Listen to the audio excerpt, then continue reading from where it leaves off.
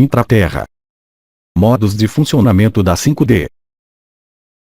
Humanidade de superfície, irmãos e irmãs, eu venho trazer-lhes talvez respostas, talvez formas de informações relativas às suas perguntas. Questão: você tem informações sobre as novas formas de vida? As formas de vida da quinta dimensão são tão diversas e variadas quanto as formas de vida de terceira dimensão, tanto no interior deste sistema solar, quanto em outras galáxias. O modelo no qual eu vou entreter-lhes concerne a um dos modelos que os humanos podem escolher após sua ascensão. Este modelo corresponde à troca de um corpo de terceira dimensão por um corpo de quinta dimensão, cujas estruturas celulares, vibratórias, atômicas, orgânicas, metabólicas são profundamente diferentes, mas outras formas de vida na quinta dimensão são possíveis.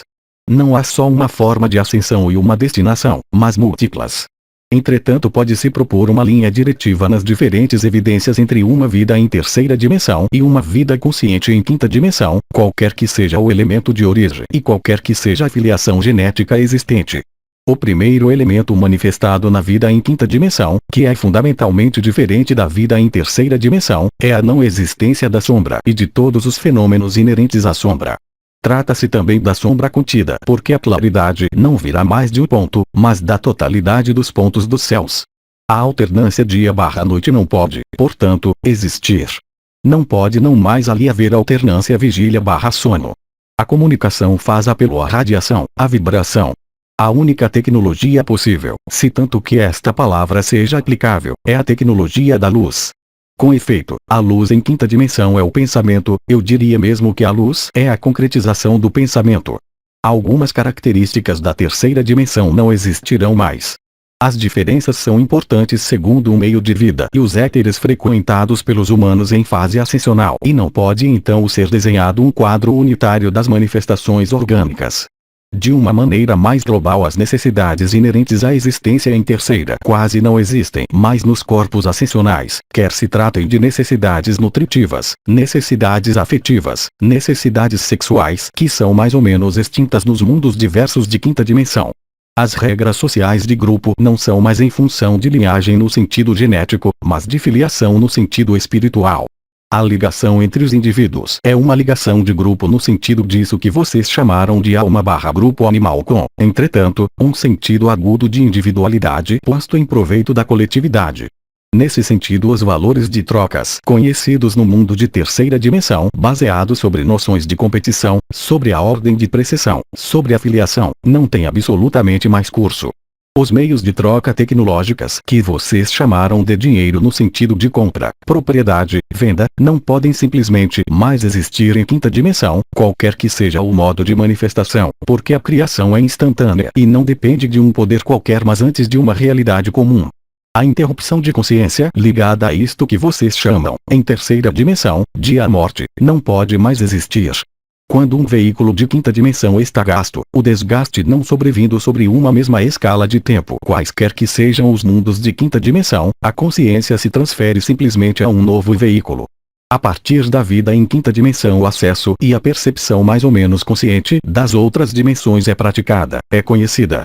A quinta dimensão pode se definir como um lugar de vida intermediária entre a terceira dimensão e a nona dimensão.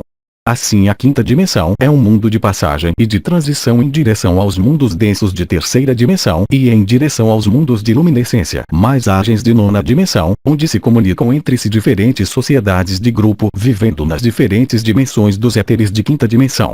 Estas informações não devem confundi-los. Elas estão aí simplesmente para mantê-los informados. Segundo alguns Valkyrie, tendo existido entre a intraterra e o mundo de superfície, o que lhes parece mais diferente é a ausência de sombra, a ausência de doença e a imanência da luz e ao mesmo tempo sua impermanência e sua permanência.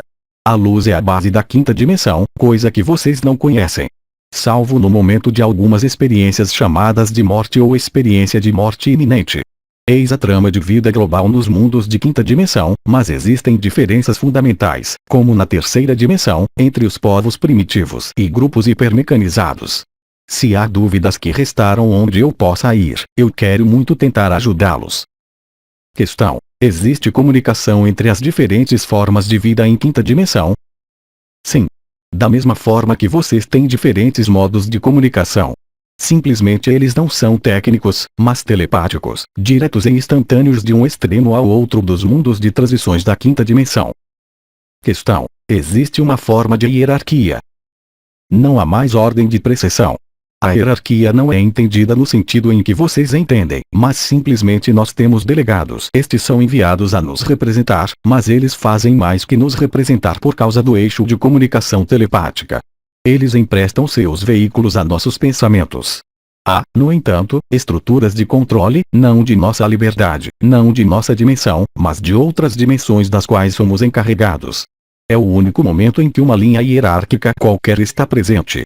Não há diferença hierárquica entre um governador, um administrador de estruturas geodésicas e um simples meditador ou um simples artesão de luz. Eles são todos simples. Cada um se ocupa de seu polo de interesse de maneira total. Questão: o que você chama de artesão de luz? Estes são nossos artistas que são capazes de construir com a luz de maneira mais fácil e mais alegre que alguns outros habitantes. Questão: o que você chama meditador? Os meditadores poderiam corresponder a isto que vocês chamam de seus sacerdotes. Simplesmente nossos sacerdotes para nós são evidentemente ligados a dimensões superiores de maneira, eu diria, mais direta que o conjunto de nossa coletividade. Eles se ocupam disso que nós não queremos nos ocupar e de transmitir fielmente os propósitos e os pensamentos. Questão: isto significa que os seres não pensam por eles mesmos. Eles pensam por eles mesmos, mas o pensamento é um pensamento de luz. Não podem existir pensamentos de divisão, pensamentos não voltados em direção ao coletivo. O pensamento se difunde ao conjunto da coletividade. A soma de pensamentos individuais não é uma adição, mas, antes, uma harmônica diferente, cuja síntese é captada por outras coletividades. Questão: a desarmonia pode existir? A partir do momento em que as emoções, no sentido de seu cérebro de ser humanos de terceira dimensão desta dimensão, não existem, a partir do momento em que não há senão um canto comum de luz, não pode ali haver desarmonia. Questão: o que se torna o corpo quando está gasto? Ele é entregue à luz. Não há sepultura no sentido em que vocês entendem porque não há morte. Questão: há crianças e casais? Nós não chamamos isto de casais, mas de pares. Eles não têm as mesmas relações que os outros. Evidentemente, não há posse.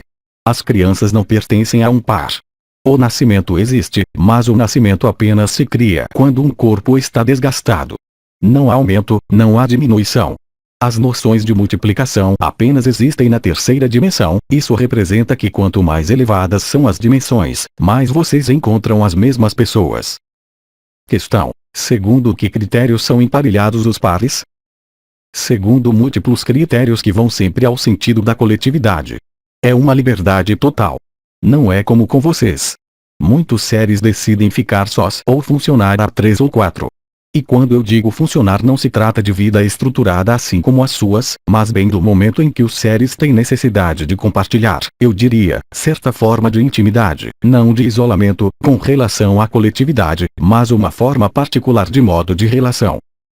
Questão: como os novos corpos são gerados? A procriação por via sexual, se é que se pode falar de sexualidade, que não tem nada a ver com o que vocês praticam. A procriação recorre àqueles que desejam, no momento oportuno, dar nascimento a um novo corpo para a consciência que deve se separar. Mesmo se há continuidade da consciência, há necessidade de reformatar, de alguma forma, a nova consciência, um pouco como se vocês educassem as crianças salvo que, lá, as crianças são tão velhas como os que as educam. Tem-se que educar um corpo, o que necessita um amadurecimento.